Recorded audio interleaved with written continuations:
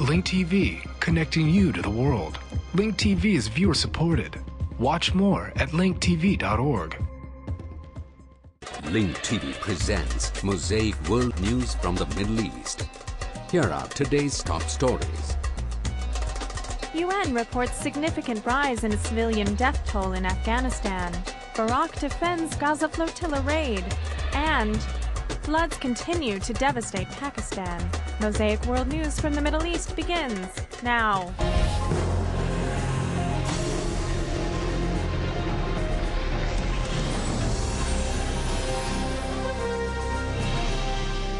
أفغانستان الآن حيث أفاد مراسل الجزيرة في أفغانستان. Our Al Jazeera correspondent in Afghanistan reported that 2 suicide attackers blew themselves up in front of a hotel that accommodates foreigners in the Afghan capital, Kabul. The explosion killed the 2 suicide bombers and a hotel guard and caused severe damage to neighboring buildings.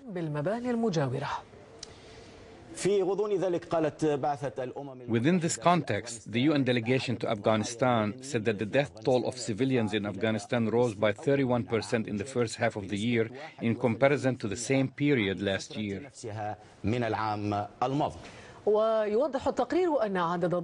The UN report said that the number of victims during this period of time has exceeded 3,000, including 1,200 killed. The report showed that the Taliban and elements fighting against the government are responsible for 76% of the victims.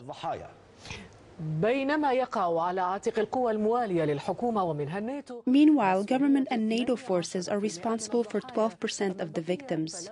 The UN has not been able to verify the party responsible for the rest of the victims. للموت الكلمة العليا هنا. لا جديد تحمله الأيام للأفغان سوى مزيد من الأرقام لضحاياهم. Death has the final word here. In Afghanistan, the passing days carry nothing new but a higher number of victims. The most recent number was released by a UN report indicating an increase in civilian victims of more than 31%. The report, which surveyed the first half of the year in comparison to 2009, says that the highest number of victims were children, 55% of the total number. In addition, the number of female victims this year rose by 6%. The report held the Taliban and what it called insurgent forces against the Afghan government responsible for the increase of civilian victims. Its reason being the Taliban's use of complicated explosive devices.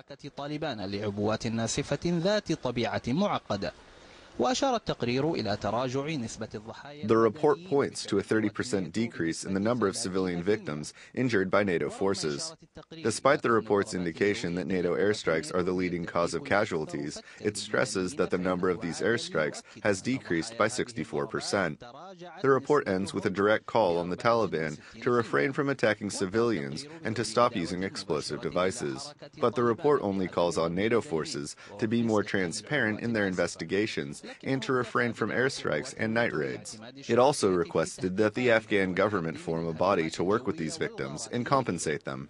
كما طالب الحكومة الأفغانية بتشكيل هيئة للتعامل مع هؤلاء الضحايا تتضمن صرف تعويضات. However, even though the report was released by the UN, it has aroused a number of questions. One question is that with the chaos that has enveloped Afghanistan for 9 years and the presence of NATO forces, it is impossible for anyone to accurately know who is responsible for the victims. Moreover, the UN report's demand that the Taliban stop using explosive devices largely overlaps with that of the NATO forces.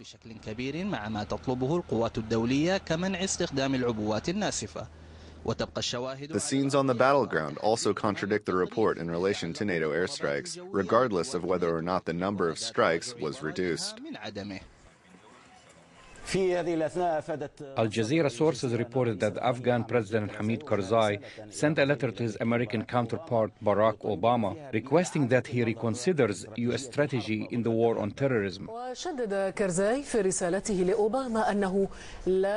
In his letter, Karzai stressed to Obama that he cannot bear the killing of civilians in Afghanistan. The sources added that the letter was sent at the beginning of the week.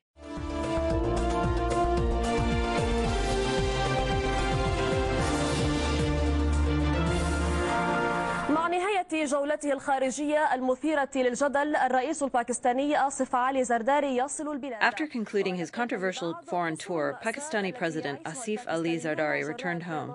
The tragedy endured by the Pakistanis following the floods has not yet ended, as these floods continue to sweep through the country, causing long-term damage to all aspects of life. Within this context, the International Monetary Fund warned of the major harm caused to the Pakistani economy.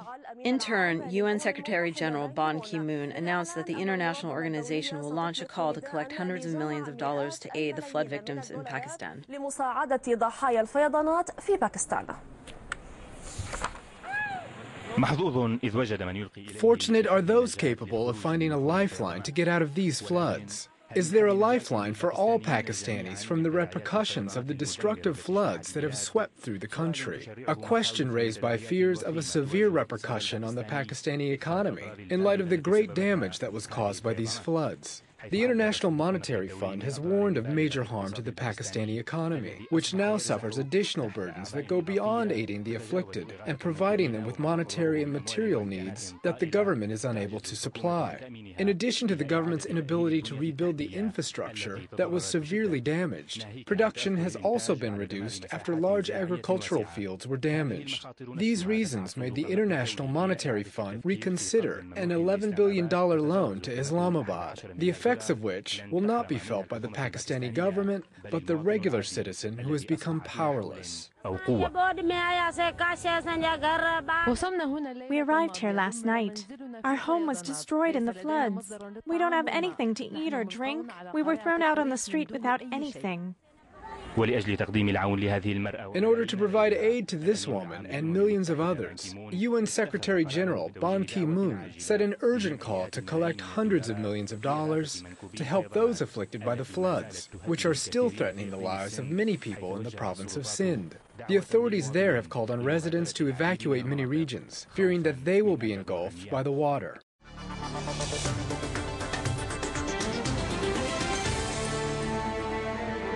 أعلن إيهود باراك في شهادته أمام لجنة ترك للتحقيق أن إرسال. During Ehud Barak's testimony at the Turkey Committee for Investigation, he said that sending to Gaza the aid flotilla, which was attacked by the Israeli military, was a planned provocation. Our BBC correspondent in Jerusalem reported that Israeli Defense Minister Ehud Barak disputed Prime Minister Benjamin Netanyahu's account of the incident, in which he held the army solely responsible for the incidents on the Freedom Flotilla in May. Barak made these statements in his testimony at the investigation panel, appointed to probe the incidents one day after Netanyahu testified at the same panel. On Wednesday, the panel will listen to the testimony of Chief of Staff Lieutenant General Gabi Ashkenazi.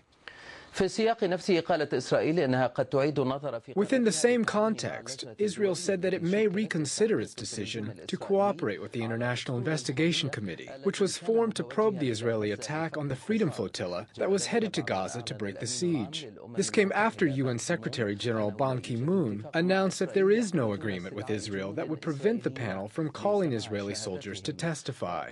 Statements by the Israeli government indicate that Israel will not cooperate with the panel that wants to interrogate Israeli soldiers. In Istanbul, our BBC Arabic reporter visited the Turkish Foundation of Humanitarian Relief to learn about its stance on the Israeli Prime Minister's accusations. The Turkish Humanitarian Relief Foundation, one of the most prominent organisations that sponsored the Freedom Flotilla, denied Israeli Prime Minister Benjamin Netanyahu's allegation that his activists ignited the confrontation with the Israeli Navy commandos. The deputy chairman of the foundation, Othman Atalay, says that the aim and the fate of the Freedom Flotilla were clear, and that the world was watching the flotilla on television screens from the moment it sailed until Israel attacked it in international waters. He says that Israeli politicians are adept at marketing their black propaganda, or so he calls it.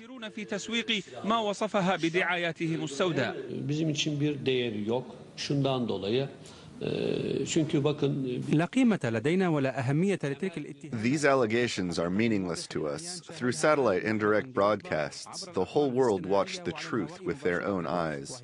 Military helicopters and ships boarded a civilian ship carrying humanitarian aid in international waters, 70 sea miles away from the Israeli waters. Then, they showered the ship with gunfire and escorted it to the Israeli coast. askeri hücum botlarla taciz edildi. أسطول الحرية الذي كان يشارك فيه 6 سفن بينها 3 سفن تركية. The Freedom Flotilla consisted of 6 ships, including 3 Turkish ships. According to confirmation by the Turkish government and the flotilla participants, the ships were carrying humanitarian aid to the people of Gaza, who are deprived of basic life supplies. According to Turkish activist Shukri Bikar, who was shot by 2 Israeli bullets in his left thigh, the Israeli government is trying to justify what its soldiers did against civilians in international waters.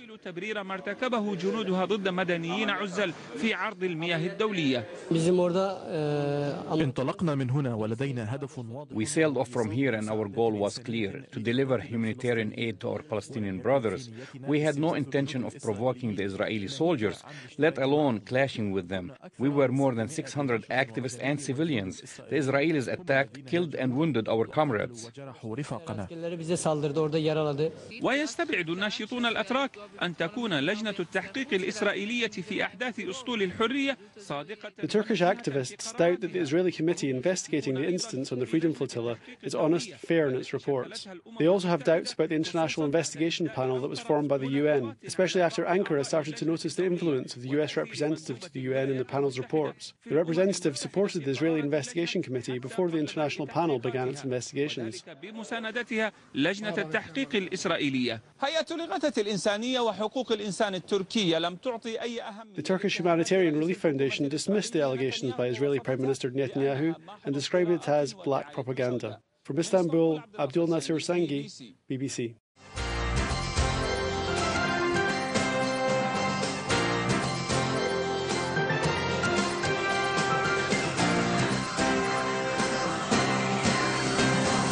We open with today's appearance of Prime Minister Benjamin Netanyahu before the 5-member Turco Commission investigating last May's deadly clash aboard the Turkish flotilla that attempted to breach Israel's blockade of Gaza. The Prime Minister was the first witness to appear before the Commission, and part of Netanyahu's testimony was open to the press, although he was later questioned behind closed doors. IBA's Laura Cornfield brings us the details. I am convinced that when your investigation ends, it will become clear that Israel acted in accordance with international law and that IDF soldiers on the Marmara showed great courage in their mission and acted to protect themselves in the face of lethal danger. I rely on our soldiers, and Israel is proud of them.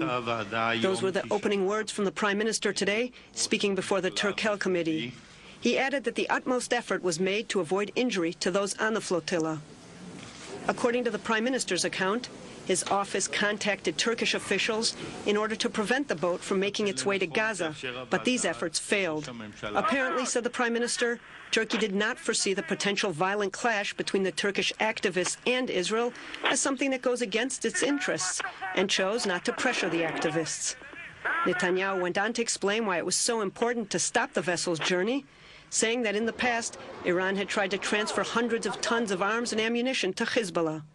He reminded the panel that 2/3 of the fire on Israel during the Second Lebanon War was sent in just 1 shipload. In the public portion, Netanyahu refused to answer many of the questions thrown his way by the Commission, but did promise to answer in depth during the closed-door session. I think we've got to assume there'll be 2 different types of conclusions. The first one would be who was responsible within the Israeli government, and like every Israeli government, people try and pass a buck, and they'll have to make the difficult decision of who should have given the order and who in fact made the decision. The second is the international aspect of international law. Was this a legal act? And I'm pretty sure that any international legal observer will come to the conclusion that at a time of armed conflict one can impose a blockade. There are certain limitations and rules as to how to impose a blockade, but the actual imposition of a blockade and searching of foreign ships is something that is legal in international law. Netanyahu did reveal that prior to the operation, the inner cabinet did not go into the details of the operation itself, but rather focused on how it would play out in the media.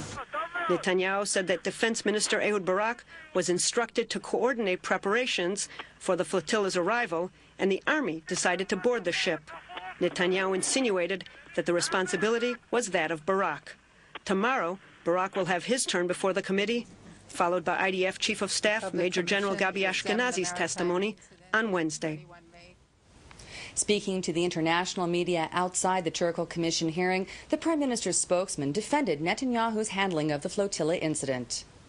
It was very important for the Prime Minister to put out the government's case. And what a lot of people didn't realize is in the weeks leading up to the 31st of May, there was an ongoing Israeli diplomatic effort with a whole series of foreign governments, relevant foreign governments, offering an alternative to confrontation on the high seas. In other words, there was an open Israeli offer that all cargo, all civilian cargo on these ships, with a guarantee, could be delivered to the Israeli port of Ashdod or to the Egyptian port of Al-Arish, and there was a guarantee that all that cargo would reach the people of Gaza. Unfortunately, that diplomatic activity, as the Prime Minister said, was not successful. The people on the boat were looking for a confrontation. We were trying to avoid one. That's the fundamental fact. Of course, we are totally within our legal right of self-defense to say all cargo going into Gaza has to be inspected to make sure it doesn't contain weapons that ultimately will be fired at our people.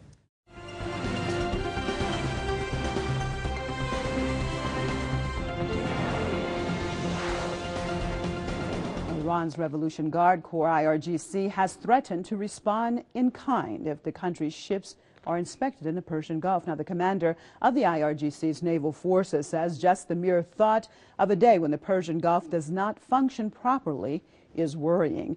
Admiral Ali Fadavi described the Persian Gulf as the most significant region in the world. This, he said, is because the Persian Gulf is so vital from the military and strategic point of view, and a considerable amount of the world's oil and energy supplies passes through the region. Fadavi added that the Islamic Republic can ensure the safe passage of energy through the Persian Gulf.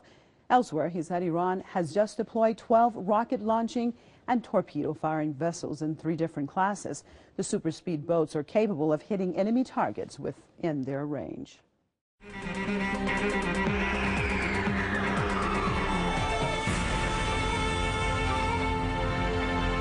تجري الولايات المتحدة وكندا وروسيا تدريبات تجعل خطف الطائرات أكثر صعوبة وذلك بهدف التقليل من مخاطر العمليات الإرهابية. The United States, Canada and Russia are conducting exercises intended to make the hijacking of airplanes more difficult in the aim of reducing the danger of terrorist attacks. The exercises are being held today in the state of Alaska and are designed to test the capabilities of civilian and military air traffic control agencies on both sides of the ocean. The aim is to be able to join efforts in the case of a hijacking, especially for planes travelling between the Russian, Canadian and American airspaces.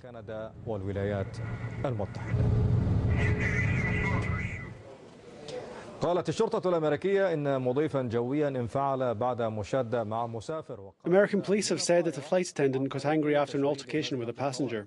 He exited the plane on an emergency chute. The flight attendant quarrelled with a passenger who was fiddling with his luggage after the plane landed, but before it came to a complete stop. He cursed in front of the other passengers before sliding down the inflatable emergency chute. قبل أن يفتح مزلق الطوارئ وينزل من خلاله. Russia has postponed the testing of Iskander missiles and other weapons in Koloman, southeast of Moscow, due to the wildfires raging in these regions. The wildfires led to the death of 2 soldiers who were battling fires near the Sarov nuclear facility.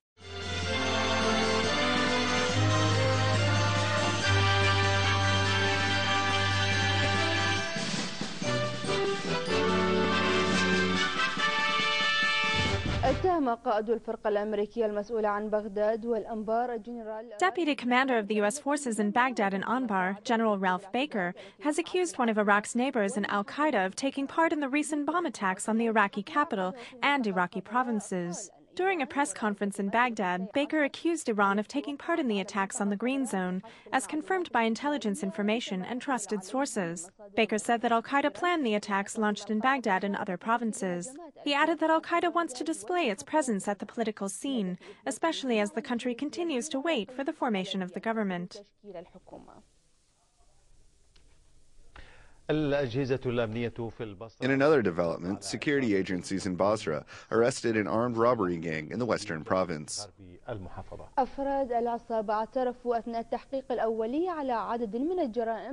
During the initial interrogation, members of the armed gang confessed to taking part in a number of armed robberies in various parts of Basra and other Iraqi provinces. The suspects are members of the Basra gang, which has carried out a series of armed robberies and killings in the provinces of Basra, Baghdad, and Misan. The suspects are members of an armed gang. They were arrested during the execution of a crime. They have been active for a while, as confirmed by police files. Based on our intelligence information and sources, we were able to apprehend the suspects. The gang, which includes more than 5 members, has been linked to several armed robberies in Basra. The gang, whose members came from various provinces, has carried out a series of home invasions and armed robberies in Basra. After chasing their victims and gathering information about them, the suspects would storm the homes at pre-dawn and then immediately leave Basra.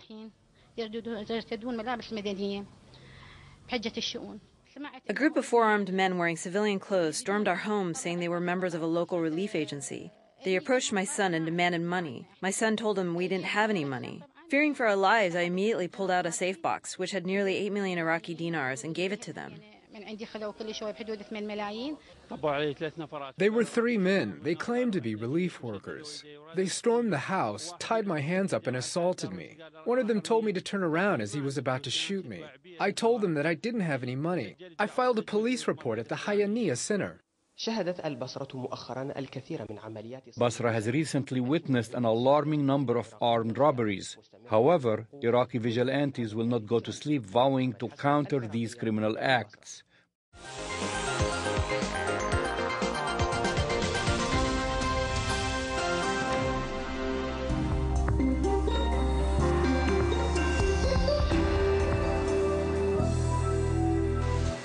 الشيخة حصة صباح السالم الصباح من خيرة ممثل العائلات الحاكمة في دولة الكويت. Sheika Hesa Sabah al-Salam al-Sabah is a renowned member of one of Kuwait's ruling families. She is the daughter of Emir Sabah al-Salam al-Sabah, who ruled Kuwait from 1965 to 1977. Sheika Hesa is one of the most brilliant people in the Arab world. Not only does she possess the physical beauty of an Arab woman, but she also has a modern and social personality, in addition to her expertise in Arab culture. الشخصية الاجتماعية العصرية والخبيرة الفاعلة في الثقافة من جهة أخرى. Sheika Hesa Sabah is the president of the House of Islamic Heritage in Kuwait. She and her husband, Sheikh Nasser Sabah, have a collection of rare Mongol treasures. During the Iraqi invasion of Kuwait in 1990 and the aggression of Saddam Hussein's forces on the country, Sheika Hesa announced a wide-scale protest overseas, condemning the invasion. قوات صدام حسين عليها أعلنت الشيخة حصة من الخارج حملة احتجاج واسعة. She convened a myriad of meetings with ambassadors from dozens of countries, held press conferences with Arab and foreign journalists, and hosted a number of art exhibitions. العرب والأجانب ورعت العديد من المعارض الفنية. لم تكتفي الشيخة حصة. Not only did Sheika Hesa mobilize the world to denounce Saddam's invasion of Kuwait, she also drew the whole world's attention to her small country that loves freedom. Sheika Hesa is our guest today. الشيخة حصة في ضيافتنا اليوم. Sheika Hesa, welcome. Hello. First of all, when did this ongoing tight bond start between you and Russia on a personal level?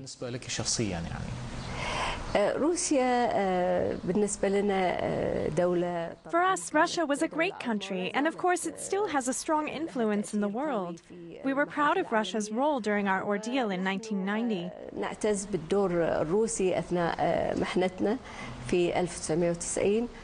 My relationship with Russia is a close one, and it began in 1989.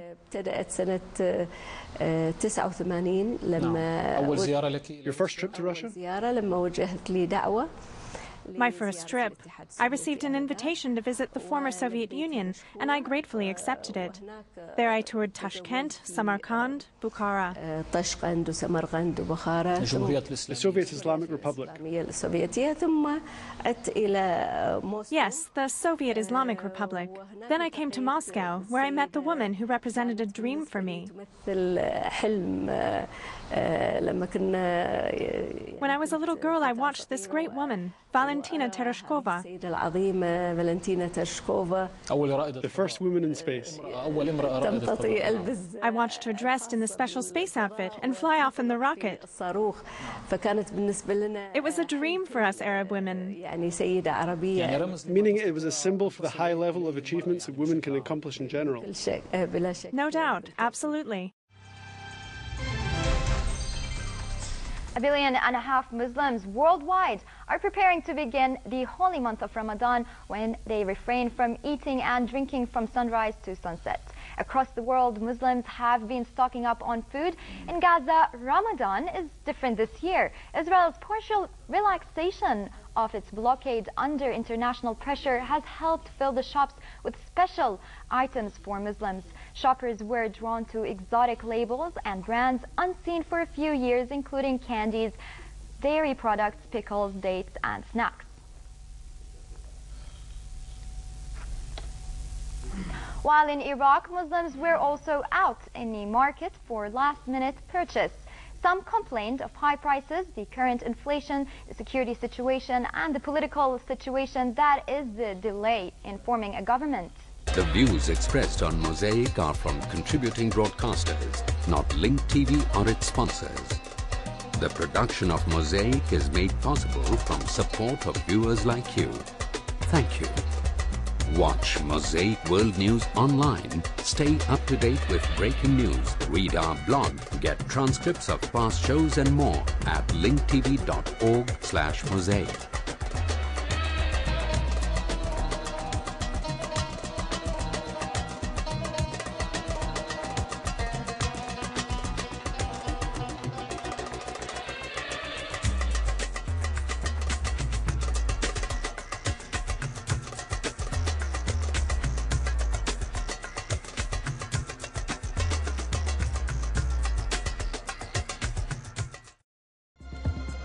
This program is brought to you by Link TV for educational and non-commercial use only. Link TV is the only U.S. network dedicated to global and national news, uncompromising documentaries, and diverse cultural programs which connect you to the world.